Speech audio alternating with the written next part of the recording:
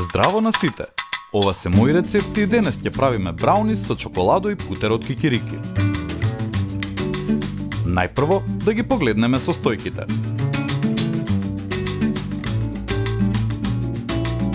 За подготовка на овој рецепт користиме делимано мала ростер тава и касерола. Земете големо тенџере и во него ставете вода да врие.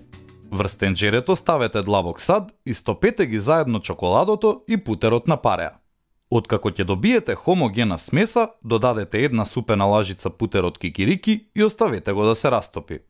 Во друг длабок сад, со миксер на најголема брзина, измешајте ги шеќерот и јајцата додека да станат кремести и пенливи. Потоа додадете ја изладената мешавина од чоколадо и путер и убаво измешајте. 3/4 од мешавината истураме во ростер тавата од делимано и потоа со лажица додаваме од путерот од кикирики на секаде низ тавата. Покрите го остатокот од мешавината од чоколадо и лесно промешајте за да добиете ефект на мермер. Печете во рерна на 160 степени 30 минути.